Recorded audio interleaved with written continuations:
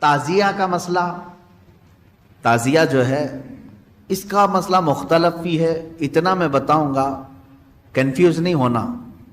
تعزیہ کو شرائط کے ساتھ اگر بٹھایا جائے تو جائز ہے، لیکن وہ شرائط پورے کرتے نہیں لوگ، اور ہم نے اگر اتنا ہی شوشہ کھول دیا تو بڑے بڑے دروازے لوگ کھول دیں گے۔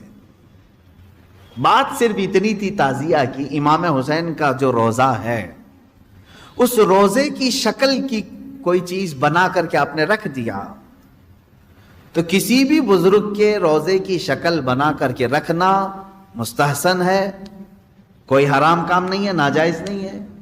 جیسے ہم گنبد خضرا بناتے ہیں، خانہ کعبہ بناتے ہیں، ہوتا ہے گنبد خضرا جہاں ہوگا ہم تعظیم کے ساتھ دیکھتے ہیں، لیکن اس کے ساتھ اگر ایسے معاملات ہوں کہ اس کو لے کر کے سڑکوں پہ ہم گھومیں گے، ناچیں گے، اور پھر اس پر چڑھاوے کریں گے، پھر اس کے ساتھ اپنے اپنے عقیدے جوڑ لیں گے، تو یہاں سے شیطان پھر گمراہ کرنا شروع کرتا ہے۔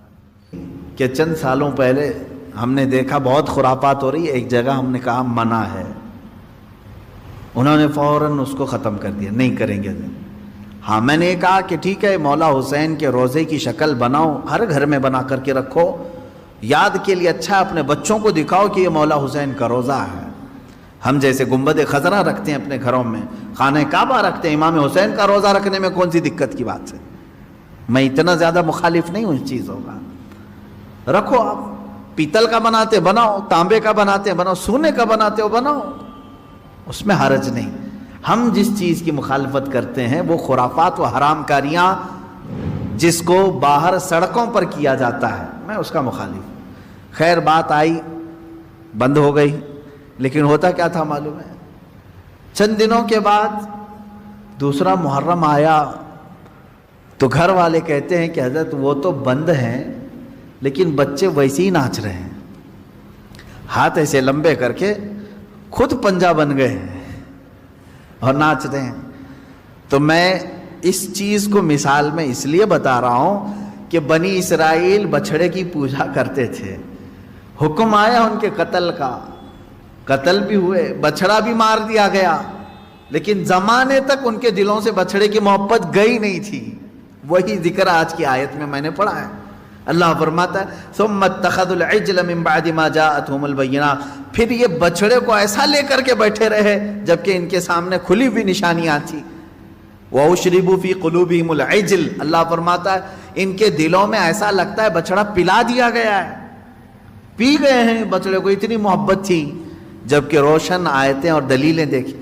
تو خلاصہ یہ ہے میرے عزیزو، کہنے کا مطلب کہ بعض چیزیں گمراہیاں ایسی ہیں جن کو چھوڑنے کے بعد بھی وہ کچوکے لگاتی رہتی ہیں، برے گناہ بھی ایسے ہیں جن کو چھوڑنے کے بعد وہ دوبارہ دماغ میں وسوسے ڈالتے رہتے ہیں۔ ان کاموں کو حتمی طور پر اپنے تصور میں بھی نہ آئے۔ اعوذ باللہ من شر الشیطان الرجیم کثرت سے پڑھیں، اعوذ باللہ من شر الشیطان الرجیم، من شر الشیطان الرجیم۔ اے اللہ میں پناہ مانگتا ہوں تیری مردود شیطان کی ان شرارتوں سے جو میرے دماغ میں ڈال رہا ہے۔ تو یہ اسی کی طرف سے ہوتی ہیں، وہ پرانے راستے پر لے جانا چاہتا ہے، گمراہی کی طرف لانا چاہتا ہے، وہ خرابیاں جن کو تم چھوڑ کر کے آئے ہو یاد دلاتا ہے، ایک بار اور چلا جاؤ۔ اس کے لیے کثرت سے یہ پڑھا کریں، جب جب ایسا وسوسہ آئے کہیں اعوذ باللہ من شر الشیطان الرجیم۔